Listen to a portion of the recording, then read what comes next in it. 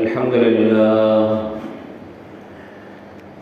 لله نحمده ونستعينه ونستغفره ونعوذ بالله من شرور أنفسنا ومن سيئات أعمالنا من يهده الله فلا مضل له ومن يضلله فلا هادي له أشهد أن لا إله إلا الله وحده لا شريك له وأشهد أن سيدنا ونبينا ومولانا محمدا عبده ورسوله اللهم صل على محمد وعلى آل محمد كما صليت على إبراهيم وعلى آل إبراهيم إنك حميد مجيد أما بعد فيا عباد الله أوصيكم وإياي أولا بتقوى الله ويقول ربنا تبارك وتعالى في كلامه القديم أعوذ بالله من الشيطان الرجيم بسم الله الرحمن الرحيم يا بني آدم قد أنزلنا عليكم لباسا يواري سوآتكم وريشا ولباس التقوى ذلك خير ذلك من آيات الله لعلكم تذكرون صدق الله புகழுக்குரியவன் ஒருவன் அவனே அல்லாஹ் அவனையே போற்றுகின்றேன் புகழ்கின்றேன் அல்ஹம்துலில்லாஹ் சத்திய தூதர் சன்மார்க்க போதகர் எமது உயிர்களுக்கெல்லாம் உயிரான எமது உயிர்களும் மேலான பெருமானார் முஹம்மது முஸ்தபா ரசூலுல்லாஹி ஸல்லல்லாஹு அலைஹி வஸல்லம் அவர்களிலும் அன்னாரின் உண்மையான வழிமுறைகளை அதன் உண்மையான வடிவில் எடுத்து நடக்கக்கூடிய முஸ்லிமான முஃமினான ஆண்கள் பெண்கள் அனைவர் பேரிலும் அல்லாஹுவின் ஸலாத்தும் ஸலாமும் என்றென்றும் உண்டாவதாக. புனிதமிகு ஜும்ஆவுடைய கடமையை நிறைவேற்றுவதற்காக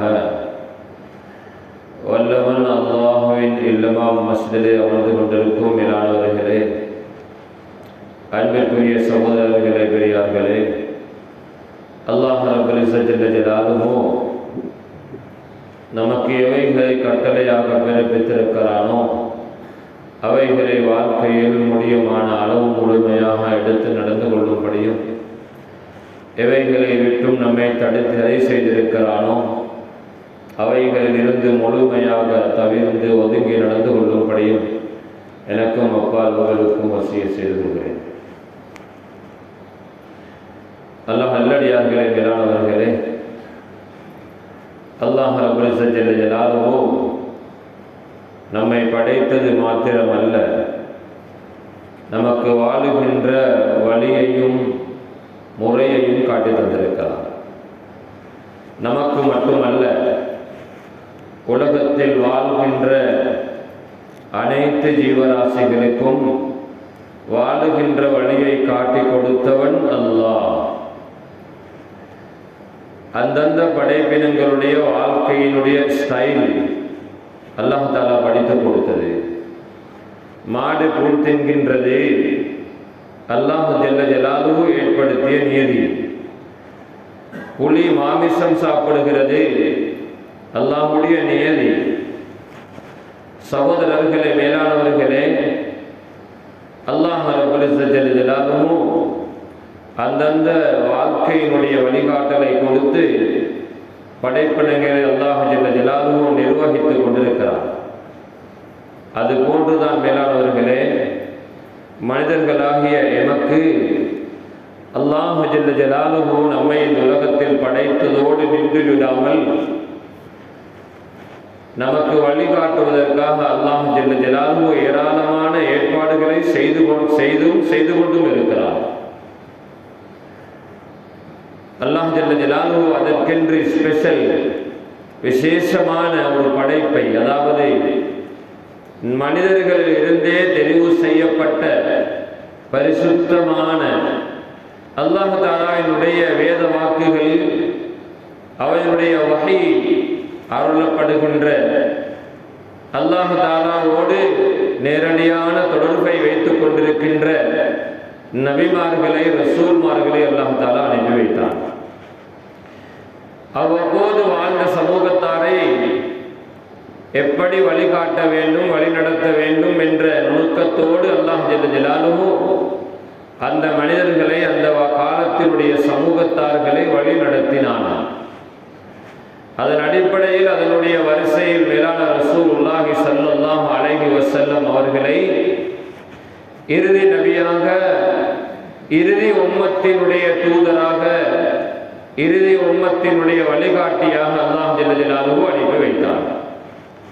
மேலான ரசூலுல்லாஹி ஸல்லல்லாஹு அலைஹி வஸல்லம் அவர்களுக்கென்று ஒரு பிரத்யேகமான வழிமுறை. ஏனைய நபிமார்கள் அவர்கள் உலகத்திலே வாழ்ந்த காலத்தோடு அவர்களுடைய நபித்துவத்தினுடைய காலப்பகுதி, அவர்களுக்கு கொடுக்கப்பட்ட வரையறுக்கப்பட்ட காலத்தினுடைய பகுதி முடிவடைந்து விடும். ஆனால் மேலான ரசூலுல்லாஹி ஸல்லல்லாஹு அலைஹி வஸல்லம் உலகத்தில் 63 வருடங்கள் வாழ்ந்தார்கள். 23 வருடங்கள் நபித்துவத்தோடு இருந்தார்கள். அந்த 23 வருட காலத்தினுடைய விசாலத்தன்மை எந்த அளவுக்கு என்றால், அந்த 23 வருட காலத்தில் இறக்கி கொடுக்கப்பட்ட அல் குர்ஆனும் அந்த நபி அலைஹிஸ்ஸலாம் அவர்களுக்கு அல்லாஹ் ஜல்ல ஜலாலுஹு ஒதுக்க வைத்த அவர்களுடைய நபி ஸல்லல்லாஹு அலைஹி வஸல்லம் அவர்களுடைய வார்த்தைகளும் வாழ்க்கையினுடைய வழிகாட்டிகளும் எந்த அளவு தூரத்திற்கு அதனுடைய விசாலத்தன்மை இருக்கிறது என்றால், சகோதரர்களே, மேலானவர்களே, 1400 அல்லது 1440 வருடங்கள் தாண்டியும் இன்னும் நபி அலைஹிஸ்ஸலாம் அவர்களுடைய வழிகாட்டல் தான் உலகத்திலே செல்லுபடியானதாக இருக்கின்றது. எந்த அளவுக்கு என்றால், சையதுனா ஈசா அலைஹிஸ்ஸலாம் வானலோகத்துக்கு உயர்த்தப்பட்டிருக்கிறார்கள் என்பதை நாங்கள் நம்பி இருக்கிறோம். ஒரு நாள் கியாமத் நெருங்குகின்ற பொழுது ஈசா அலைஹிஸ்ஸலாம் இந்த உலகத்திற்கு இறக்கப்படுவார்கள். அவர்கள் இறக்கப்பட்டு அவர்கள் ஏற்கனவே உலகத்திலே இருக்கும் பொழுது ஒரு ரசூலாக, நபியாக இருந்த போதிலும் அந்த ஈசா அலைஹிஸ்ஸலாம் இந்த உலகத்திற்கு இறக்கப்பட்டால் நபி அலைஹிஸ்ஸலாத்து வஸ்ஸலாம் சொன்னார்கள், அவர்களும் எனது குர்ஆனை, எனது ஹதீஸை தான் பின்பற்றி நடக்க வேண்டும் என்றார்கள். சகோதரர்களே, மேலாளர்களே, கியாமத் நாள் எப்பொழுது வரும் என்ற அறிவு யாருக்கும் கொடுக்கப்படவில்லை. நபி அலைஹிஸ்ஸலாம் அவர்கள் கியாமத்துடைய நாளின் அடையாளங்களை சொன்னார்கள். கியாமத் நெருங்கும் பொழுது இப்படிப்பட்ட அடையாளங்கள் உலகத்திலே நடைபெறும், அதை தொடர்ந்து கியாமத்துடைய நாள், மறுமையுடைய நாள் சம்பவிக்கும் என்பதை சொன்னார்களே தவிர, கியாமத்துடைய நாள் எப்பொழுது வரும், எத்தனை வருடத்தில் வரும், எத்தனையாம் திகதி வரும் என்ற ஒரு கால வரையறையை நபி அலைஹிஸ்ஸலாம் அவர்களுக்கு கூட கொடுக்கப்படவில்லை. சகோதரர்களே, மேலானவர்களே, அல்லாஹ் ஜல்ல ஜலாலுஹு அந்த அறிவை தன்வசம் கைது வைத்துக் கொண்டிருக்கிறார். எனவே கியாமத்துடைய நாள் எப்பொழுது வருமோ அது வரைக்கும் நபியுல்லாஹி ஸல்லல்லாஹு அலைஹி வஸல்லம் அவர்கள் தான் இந்த உலகத்தில் பின்பற்றப்பட வேண்டிய நபி ஆவார்கள். ஆகவே சகோதரர்களே, மேலானவர்களே, அல்லாஹ் ஜல்ல ஜலாலுஹு அந்த நபி அலைஹிஸ்ஸலாம் அவர்களுக்கு கொடுத்த அந்த வாழ்க்கையினுடைய வழிகாட்டல் அது எவ்வளவு உறுதிமிக்கதாக இருக்க வேண்டும். நபி அலைஹிஸ்ஸலாத்து வஸ்ஸலாம் அவர்கள் இந்த உலகத்திலே வாழ்ந்த காலம் ஒட்டகங்களுடைய யுகம் என்று அழைக்கப்படுகிறது. நாம் இங்கு காண்கின்ற தொழில்நுட்பத்தினுடைய முன்னேற்றங்கள் எல்லாம் அந்த காலத்திலே இருக்கவில்லை. தண்ணீருக்கு மேலே கப்பல் ஓட்டப்படுகின்றது, வானலோகத்திலே விமானம் பறக்குகின்றது, சகோதரர்களே, மேலானவர்களே, முழு உலகத்தினுடைய எல்லா விதமான செய்திகளையும் தங்களுடைய பொக்கட்டுக்குள்ளே வைத்துக் கொண்டிருக்கிறோம். முழு உலகத்திலும் நடைபெறுகின்ற எந்த மூலை முடுக்கில் நடைபெற்றாலும் அந்த செய்தியை அவ்வப்போது தெரிந்து கொள்கின்ற அளவுக்கு உலகத்தே தொழில்நுட்பம், டெக்னாலஜி வளர்ந்து இருக்கின்ற காலம். ஆனால் சகோதரர்களே, மேலானவர்களே, இதற்கு பின்னால், இதற்கு பிறகு இந்த உலகத்தில் என்ன என்ன விசித்திரமான கண்டுபிடிப்புகள் தான் வந்தாலும், உலகம் எந்த அளவுக்கு முன்னேற்றம் கண்டாலும், அந்த காலத்திற்கும் பொருத்தமான முறையில் கொடுக்கப்பட்ட ஒரு தீனுல் இஸ்லாம் தான் நபி அலைஹிஸ்ஸலாத்து வஸ்ஸலாம் அவர்களுக்கு கொடுக்கப்பட்ட தீனுல் இஸ்லாம். சகோதரர்களே, மேலானவர்களே, ஒரு உதாரணத்தை நபி அலைஹிஸ்ஸலாத்து வஸ்ஸலாம் ஹதீஸின் மூலம் சொல்லி காட்டினார்கள். இன்ன மஸலி வ மஸலல் அன்பியாஇ மின் கப்லி, எனக்கும் எனக்கு முன்னால் வந்த நபிமார்களுக்கும் உதாரணம், எனக்கும் எனக்கு முன்னால் வந்த நபிமார்களுக்கும் உண்டான உதாரணம், எனக்கு கொடுக்கப்பட்ட தீனுல் இஸ்லாத்திற்கும் ஏனைய நபிமார்களுக்கு கொடுக்கப்பட்ட வேதங்களாக இருக்கலாம், ஏடுகளாக இருக்கலாம், அவர்களுக்கு கொடுக்கப்பட்ட வேத வாக்கியங்களாக இருக்கலாம், இறை வழிகாட்டல்களாக இருக்கலாம், அவை அனைத்திற்கும் முன்னால் எனக்கும் அவர்களுக்கும் இடையிலுள்ள உதாரணம் சொன்னார்கள் நபி அலைஹிஸ்ஸலாம். ரஜுலுன் பனா பைத்தன் ஃபஅஜ்மலஹு வ அஹ்ஸனஹு, ஒரு மனிதன் ஒரு வீட்டை கட்டினான், அந்த வீட்டை அழகுபடுத்தினான், அலங்காரமிட்டான். ஒரு வீட்டை கட்டினால் அது எப்படி அங்க சம்பூர்ணமாகுமோ அது போன்று அந்த வீட்டை அழகாக வடிவமைத்து கட்டினான். சகோதரர்களே, மேலானவர்களே, ஒரு வீட்டை கட்டுவதற்கு முன்பதாக அந்த வீட்டை கட்டப்போகின்ற நிலத்திற்குண்டான வரைபடம், அந்த வீட்டை கட்டுவதற்கு தேவையான ஒரு வரைபடம், அந்த வீட்டை கட்டுவதற்கு தேவையான பொருளினுடைய தொகை, அந்த வீட்டை கட்டுவதற்கு தேவையான பணத்தொகை, இப்படியெல்லாம் திட்டமிட்டுத்தான் ஒரு வீடு கட்டப்படுகிறது. அந்த வீட்டை கட்டி, அந்த வீட்டை அழகுபடுத்தி, அந்த வீட்டுக்கு தேவையான தளபாடங்கள், அந்த வீட்டுக்கு தேவையான மென்குமிழ்கள், அந்த வீட்டுக்கு தேவையான நிறப்பூச்சுக்கள், பெயிண்ட் பண்ணுவது, இப்படி எல்லாம் செய்து சம்பூர்ணப்படுத்தி விட்டார். நபி அலைஹிஸ்ஸலாம் சொன்னார்கள், இல்லா மௌதிஅ லபீனத்தின் ஃபீ ஸாவியத்தின், ஆனால் ஒரு ரூம்ல போய் பார்த்தால், ஒரு ரூம்ல ஒரு சுவரில் ஒரு கல்லு வைக்கப்படவில்லை, ஒரு செங்கல் வைக்கப்படுகின்ற இடம் மாத்திரம் விடுபட்டிருக்கிறது. மக்கள் ஃபஜஅல அன்னாஸ் யதூஃபூன பில் பைத், மக்கள் அந்த வீட்டை சுற்றி பார்த்தார்கள், அழகாக இருக்கிறது, ரொம்ப வடிவாக இருக்கிறது என்று அந்த வீட்டை பாராட்டினார்கள். ஆனால் சொன்னார்கள், இந்த செங்கல் வைக்கப்பட வேண்டிய இடத்தில் ஒரு செங்கல் வைக்கப்படாமல் விடுபட்டிருக்கிறது, அந்த செங்கலும் வைக்கப்பட்டால் இந்த ஊடு சம்பூர்ணமாகி விடுமே. ஹல்லா உதிஅத் ஹாதிஹில் லபினது, இந்த செங்கலும் வைக்கப்பட்டால் எவ்வளவு நன்றாக இருக்கும், அழகாக இருக்கும், பரிபூர்ணமாக இருக்கும் என்று மக்கள் சொன்னார்கள். நபி அலைஹிஸ்ஸலாம் சொன்னார்கள், ஃபஅனல் லபினது, அந்த விடுபட்ட செங்கல் இருக்கிறதே அது நான் தான். வ அன காத்தமுல் அம்பியா, நான் நபிமார்களுடைய முத்திரை, நபிமார்களுடைய வருகை என்னோடு முடிவடைந்து விட்டது.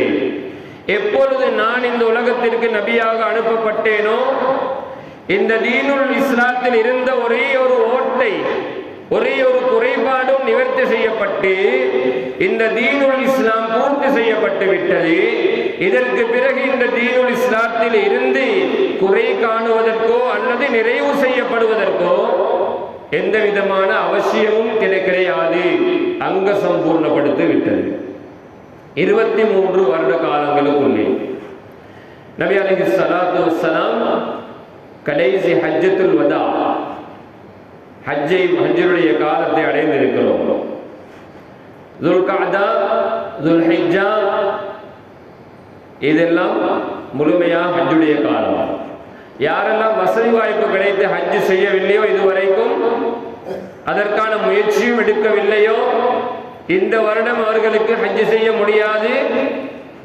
அதற்கு போடப்பட்டிருக்கின்ற சட்டதிட்டங்களின் அடிப்படையில் அடுத்த வருடமாவது ஹஜ்ஜை நான் இன்ஷா அல்லாஹ் செய்வேன். அதற்கான சந்தர்ப்பத்தை அல்லாஹ் தஆலா எனக்கு தர வேண்டும், உடலின் ஆரோக்கியத்தை தர வேண்டும், என்னுடைய செல்வத்தில் அல்லாஹ் தஆலா அபிவிருத்தியை வரக்கத்தை தர வேண்டும் என்று துஆ செய்து கொள்ளுங்கள். வசதி இருந்தும் ஹஜ் செய்யவில்லை என்றால் மிகப்பெரிய குற்றவாளியாக மரணிக்க வேண்டி வரும். வசதி இருக்கிறது ஹஜ் செய்ய, ஆனால் தான் ஹஜ் செய்யவில்லை என்றால் மிகப்பெரிய குற்றத்தை உடையவராக அவர் மரணிக்க வேண்டி வரும் என்பதனால் அடுத்த வருடமாவது இன்ஷா அல்லாஹ் நான் ஹஜ் செய்வேன் என்று உறுதியாக நியத்து வைத்து அதற்குண்டான ஏற்பாட்டை இப்போதிலிருந்தே செய்து கொள்ளுங்கள். அல்லாஹ் தஆலா கிருபை செய்வானாக. சகோதரர்களே, மேலானவர்களே, ஹஜ்ஜத்துல் வதாவிலே நபி அலைஹிஸ்ஸலாம் அவர்கள் ஒரு சஹாபாக்களிடத்தில் ஒரு கேள்வி கேட்டார்கள்.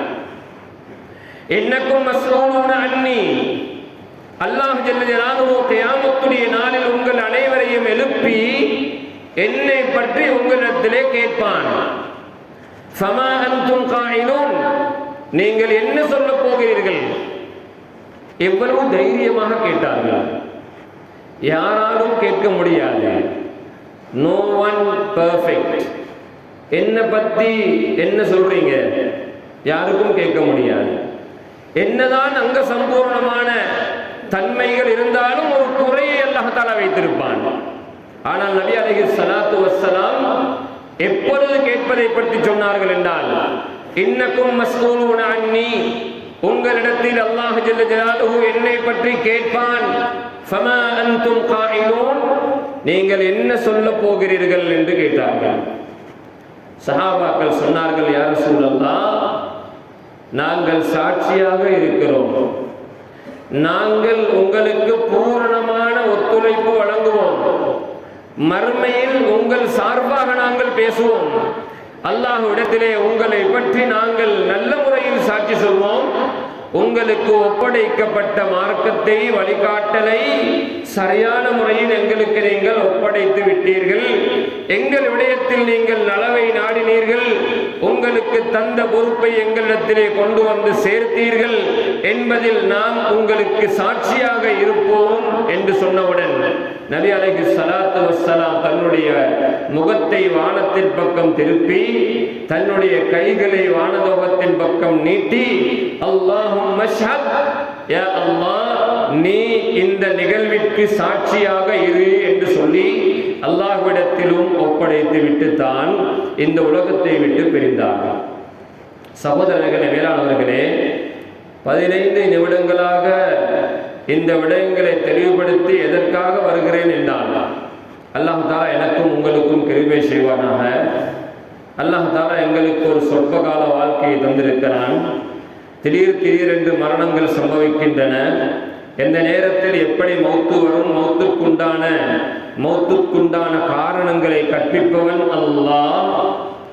இப்ப வரைக்கும் நல்லா தானே இருந்தாரு, கொஞ்சத்துக்கு முன்னால என்னோட டெலிபோன்ல பேசினாரு, இப்பதானே என்னோட பேசிட்டு போனாரு, இப்பதானே என்ற கடையில வந்து சாமான் வாங்கி கொண்டு போனாரு, இப்பதானே இதுவரைக்கும் நல்லாகத்தானே இருந்தாரு, மௌத்தாகிட்டாரா என்று சொல்கின்ற அளவுக்கு திடீர் மரணங்கள் சம்பவிக்கிட்டு கொண்டிருக்கின்றன.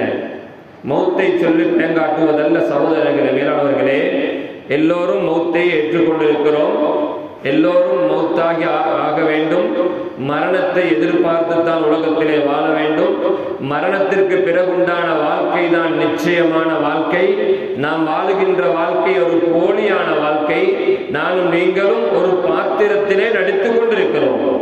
வீட்டுக்கு போனால் வாப்பா என்ற பாத்திரம், கடைக்கு வந்தால் முதலாளி என்ற பாத்திரம், பாடசாலைக்கு போனால் ஆசிரியர் என்ற பாத்திரம், அதிபர் என்ற பாத்திரம்.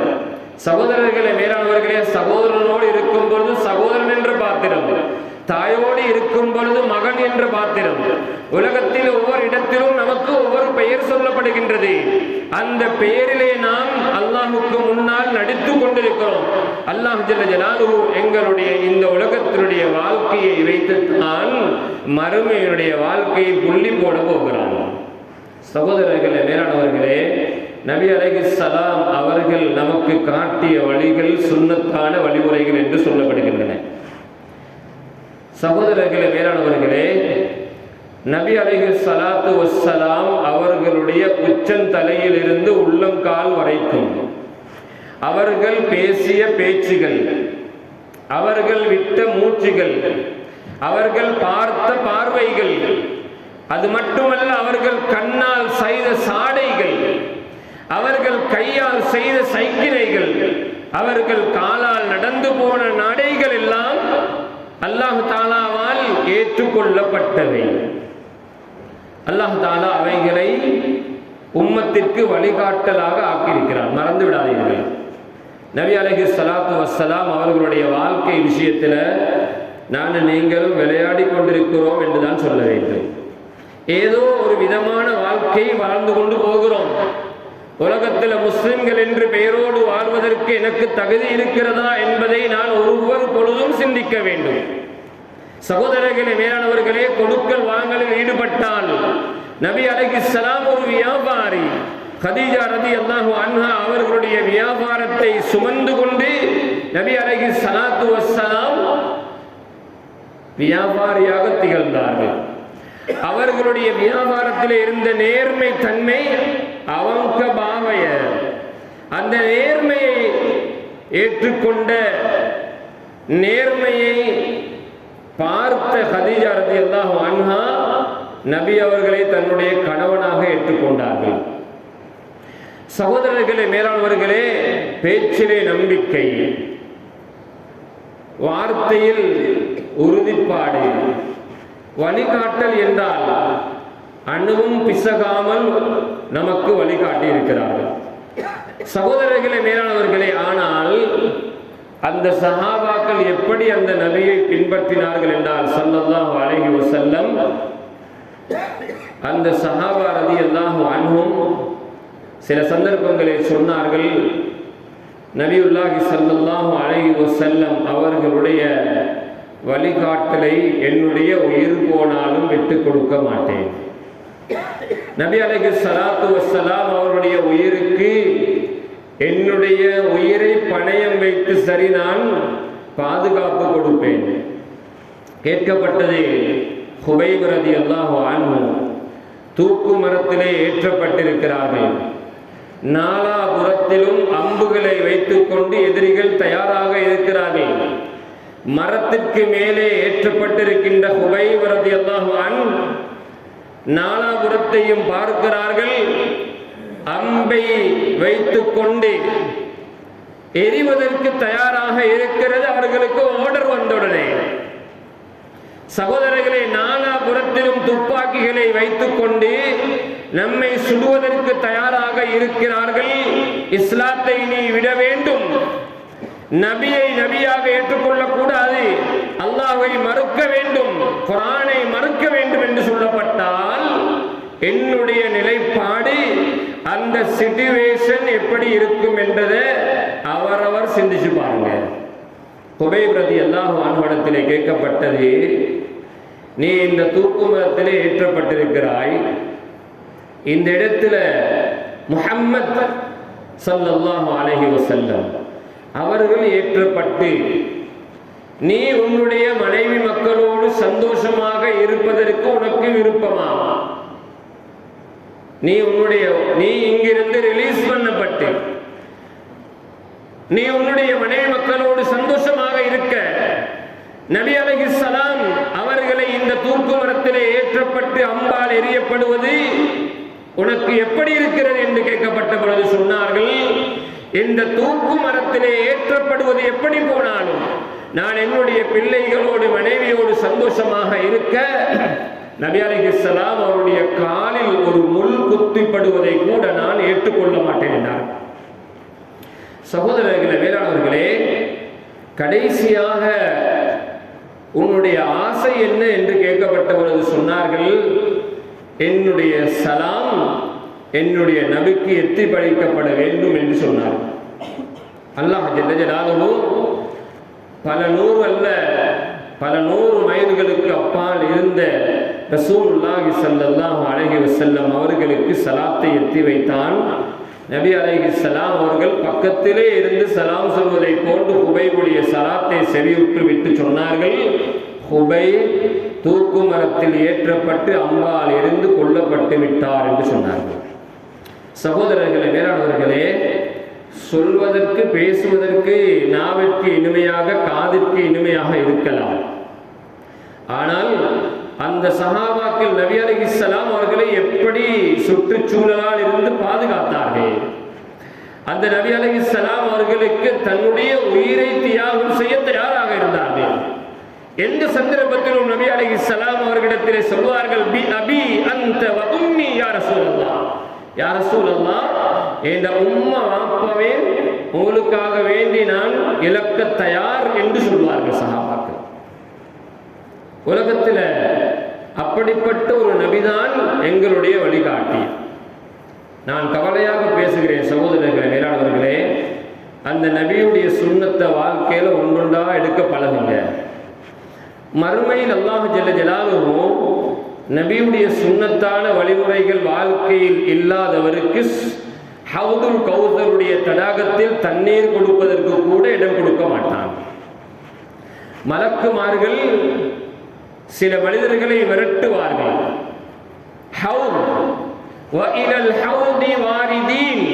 ரமலான்ல தராவி தொழுதுட்டு துஆ கேட்கிறோம், யா அல்லாஹ், ஹவுதுல் கௌசரிலே தண்ணீர் கொடுக்கின்றவர்களாக எம்மை ஆக்குவாயாக.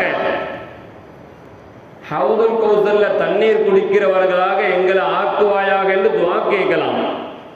ஆனா அந்த கண்டிஷனுக்கு நானும் நீங்களும் உட்பட வேண்டும். மறந்து விடாதீர்கள்.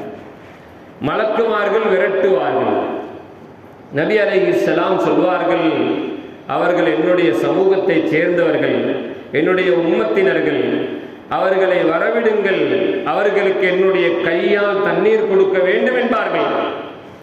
அப்பொழுது மலக்குமார்கள் சொல்வார்கள், யா ரசூலல்லாஹ், உங்களுக்கு தெரியாது, உங்களுடைய மௌத்திற்கு பின்னால், உங்களுடைய மறைவுக்கு பின்னால் உங்களுடைய புனிதமான வழிகாட்டல்களை இவர்கள் பூமியிலே குழி தோண்டி புதைத்தவர்கள் என்பார்கள்.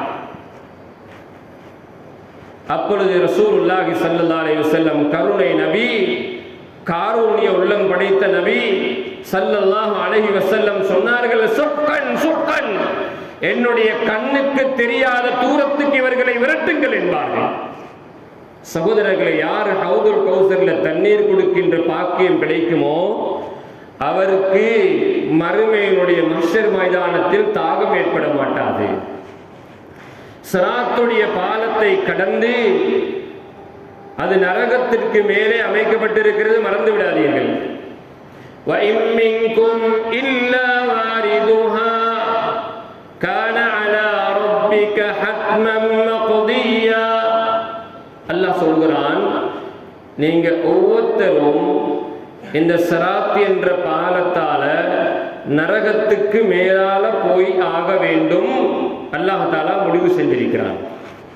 நாங்க எல்லாரும் சொர்க்கத்துக்கு போறோம்னா நரகத்துக்கு மேலால போடப்பட்ட பாலத்தால போய்த்தான் சொர்க்கம் நுழைய வேண்டும். மறந்துவிடக்கூடாது சகோதரர்களே, மேலானவர்களே. அந்த சிராத் என்ற பாலம் நாங்கள் நினைக்கலாம், சகோதரர்களே, இந்த உலகத்திலே அமைக்கப்பட்டிருக்கின்ற கான்கிரீட் தூண் போடப்பட்டு பெரிய பிரமித்தியோட பெரிய பிளான் பண்ணி அந்த பாலத்தை அமைக்கிறாங்க. கிலோமீட்டர் கணக்கில் கூட பாலங்கள் இருக்கின்றன. சகோதரர்களே, மேலானவர்களே, குவான் பாலம் என்னவா, கடலுக்கு மேலால பாலம் இருக்குது, ரோட்டுக்கு மேலால பாலம் இருக்குது. இந்த பாலம் என்று யாரும் கற்பனை செய்யாதீங்க.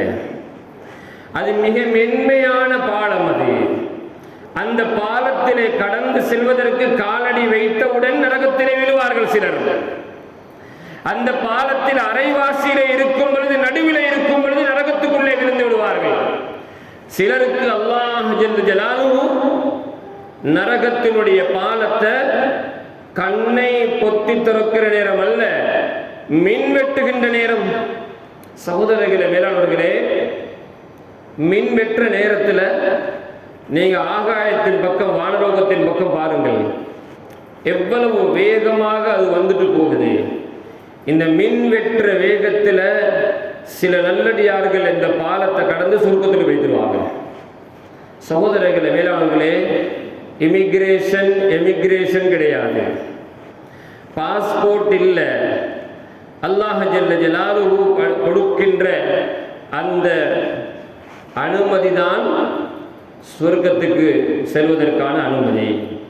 சகோதரர்களே, மேலானவர்களே, வாழ்க்கையில் 5 நேர தொழுகையில் பலவீனம் காட்டப்படுது. அல்லாஹ் பாதுகாக்கணும். தொழுகை இல்லைன்னா சுவர்க்கம் திறக்கப்பட மாட்டாது. 5 நேரத்துடைய தொழுகை சகோதரர்களே, எவ்வளவு காலத்துக்கு நாங்கள் தொழிலுக்காக தொழுகையை வீணாக்குவது? சிந்திப்போமா? நாங்கள் தொழிலுக்காக தொழுகையை வீணாக்குறோம். எங்களோட வீட்டில் நடக்கின்ற திருமணத்திற்காக தொழுகையை வீணாக்குகிறோம். சிலர் வீணாக்குகிறார்கள். சில அசௌகரியங்களுக்காக தொழுகையை வீணாக்குகிறார்கள். எந்த சந்தர்ப்பத்திலும் தொழுகை வீணடிக்கப்பட முடியாது, மறந்துவிடக்கூடாது. வளர்ந்து வருகின்ற சமூகம், இங்கே வீட்டிருக்கின்ற பெற்றோர்களுடைய பொறுப்பானவர்கள். சகோதரர்களே, மேலானவர்களே, சுன்னத்தான வழிமுறைகளை விட்டும் தூரமாகி கொண்டு போறாங்க. நீங்க வெஸ்டர்ன் அல்லது மேற்கத்திய கலாச்சாரம் அல்லது யூதர்களுடைய கலாச்சாரம், யூதர்களுடைய கிறிஸ்தவர்களுடைய கலாச்சாரம் என்றால் கொஞ்சம் பாருங்க சகோதரர்களே, மேலானவர்களே, வாலிபர்கள் தொப்பி போடுறத யூத கலாச்சாரம். யூதர்கள் எங்கே தொப்பி போடுவார்கள் என்றால் உச்சந்தலையில் தொப்பி போடுவார்கள். யூதர்களுடைய தொப்பியை கண்டிருக்கிறீங்க, தலைமயிர் சுத்தி வளைத்து இருக்கும், உச்சந்தலையில் தொப்பி போடுவார்கள். இஸ்லாம் தொப்பி அணிவதற்கு காட்டிய வழி என்னவென்றால் நெற்றியை திறந்து தலையை முழுமையாக மறைத்த வண்ணம் போடுவதற்குத்தான் தொப்பி என்று சொல்கிறது இஸ்லாம். சகோதரர்களே, மேலானவர்களே, கொண்டை வளர்த்திருக்கலாம், அதை நாங்கள் விளங்கிக் கொள்ளணும். 40 வயதை தாண்டினால்தான் தலையில ஜடை வைப்பதற்கு அனுமதி இருக்கிறது. அந்த தலைமயிர் வளர்ப்பதற்கென்றொரு வழிகாட்டல் இருக்கிறது.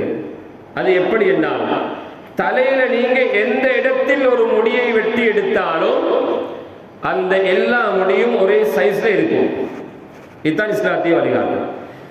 பக்கத்தில் இருந்து ஒரு முடியை வெட்டி எடுத்தால், உச்சந்தலையில் இருந்து ஒரு முடியை வெட்டி எடுத்தால், பிடரியில் இருந்து ஒரு முடியை வெட்டி எடுத்தால், தலையின் எந்த பகுதியில் இருந்து முடிகளை வெட்டி சமமாக வைத்து பார்த்தாலும் அந்த முடிகள் எல்லாம் ஒரே அளவிலே இருக்க வேண்டும். இஸ்லாத்தினுடைய வழிகாட்டல். வாலிபர்கள் தலைமயிர் வைப்பது என்பது இஸ்லாத்தினுடைய வழிகாட்டல் அல்ல. சகோதரர்களே, நபி அலைஹிஸ்ஸலாம் 40 வயதிற்கு பிறகுதான் ஜடை வைத்தார்கள். ஒரு சஹாபியை பார்த்து சொன்னார்கள், நிஅமல் ரஜுல், பெயர் மறந்து விட்டேன், இந்த மனிதர் நல்ல மனிதர். லவ்லா தூலு ஜும்மதிஹி வ இஸ்பாலு இஸாரிஹி. நபி ஸல்லல்லாஹு அலைஹி வஸல்லம் சொன்னார்கள், அவர் கொண்டைய கழுத்து வரைக்கும், கொண்டைய அவருடைய புஜம் வரைக்கும் வளர்த்திருக்கிறார். அந்த நீட்டமா வளர்த்திருக்கிறாரே, அது இல்லைண்டா காலினுடைய சாரத்தை அல்லது ட்ரௌசரை கரண்டைக்கு கீழே உடுக்கிறார், அந்த இந்த ரெண்டும் இல்லைண்டா இவர் நல்ல மனுஷன் என்றார். அழகாக வழிகாட்டினார்கள். சகோதரர்களே, மேலானவர்களே, பெண்களுடைய ஆடை விஷயம் பயங்கரமாக போகுது. அல்லாஹ் பாதுகாக்கணும். முழுமையாக தன்னை மறைத்து கொள்ளாவிட்டாலும் அந்நிய ஆண்களுடைய காம பார்வையில் இருந்து தன்னை பாதுகாக்கின்ற விதத்தில் ஒரு ஆடை பெண்ணிடத்திலே இருக்க வேண்டும். தலையை கொஞ்சம் மறைத்து கொண்டேன் என்பதனால அது இஸ்லாமிய ஆடை என்று சொல்ல முடியாது. உடலை மறைத்திருக்கிறேன் என்பதனால் இஸ்லாமிய ஆடை என்று சொல்ல முடியாது. அது அங்கீகரிக்கப்பட மாட்டாது. அதற்கான சர்டிபிகேட் கொடுக்கப்பட மாட்டாது இஸ்லாத்தில். நாங்கள் சொல்லிக் கொள்ளலாம், சகோதரர்களே, ஒரு பெண்ணுடைய உச்சந்தலையில் இருந்து உள்ளங்கால் வரைக்கும் இருக்கின்ற ஒவ்வொரு மயிரும், உடம்பினுடைய தோலும், உடம்புடைய நிறமும் மறைக்கப்பட வேண்டியது. இன்றைக்கு வளர்ந்து வருகின்ற வாலிப பெண்கள் அல்லாஹ் பாதுகாக்கணும், ஆபாசமாகி கொண்டு போறாங்க. அதை தடுத்து நிறுத்துகின்ற பொறுப்பு பெற்றோர்களாகி எங்களுக்கு இருக்கின்றது, மறந்து விடாதீர்கள். அந்நியர்களோடு மட்டுமல்ல, மஹரம் இல்லாத ஆண்களோடு கலந்து இருப்பதற்கு எந்த பெண்ணுக்கும் எந்த சந்தர்ப்பத்திலும் அனுமதி இல்லை. தொழிலுக்காகவும் சரி, ஹஜ்ஜிக்காகவும் சரி, உம்ராவுக்காகவும் சரி, தொழுகைக்கே அனுமதி இல்லை. தொழுகையுடைய பாடத்தை கொஞ்சம் பிரட்டி பாருங்க. ஒரு பெண் தக்பீர் கட்டினால், ஆண்கள் தக்பீர் கட்டினால் அவர்களுடைய முழங்கையை உடம்பை விட்டு அகற்றி வைப்பார்கள். ஆனால் பெண்கள் தக்பீர் கட்டினால் முழங்கையை உடம்போடு சேர்த்து வைப்பார்கள். கால்கள் இரண்டையும் நெருக்கமாக்கி வைத்துக் கொள்ள வேண்டும் பெண்கள், ஆண்களை போன்று அகட்டி வைக்கக்கூடாது. ஆகவே சகோதரர்களே, மேலாளர்கள், இந்த முறையில் நம்முடைய வழிகாட்டல் நமக்கு அழகாக தரப்பட்டிருக்கிறது. தொழுகையில் கூட ஒரு பெண்ணுடைய ஒழுக்கம் வழிகாட்டப்பட்டிருக்கிறது, வலியுறுத்தப்பட்டிருக்கிறது அல்ல. ஆகவே நபி அலைஹிஸ்ஸலாத்து வஸ்ஸலாம் அவர்களுடைய சுன்னத்தான வழிமுறைகளை வளர்ப்பவர்களாக ஆகுவோம். அதை உலகத்திலே பாதுகாக்கின்றவர்களாக இருப்போம். அது அப்படிப்பட்டவர்களாக நம்முடைய பிள்ளைகளை உருவாக்கிவிட்டு சென்றால் தான் கியாமத் வரைக்கும் நபிகளார் ஸல்லல்லாஹு அலைஹி வஸல்லம் அவர்களுடைய சுன்னத்தினுடைய வாசம் வீசும். இல்லண்டா எங்களுடைய ஜெனரேஷனோட அல்லது எங்களுடைய பிள்ளைகளுடைய ஜெனரேஷனோட நபி அலைஹிஸ்ஸலாத்து வஸ்ஸலாமுடைய சுன்னத்துகள் குழி தோண்டி புதைக்கப்படும். அதற்கான திட்டங்கள் உலகத்திலே வகுக்கப்பட்டு கொண்டிருக்கின்றன என்பதை மறந்து விடாதீர்கள். அல்லாஹ் ஜல்ல ஜலாலுஹு நம் அனைவருக்கும் கிருபை செய்வானாக.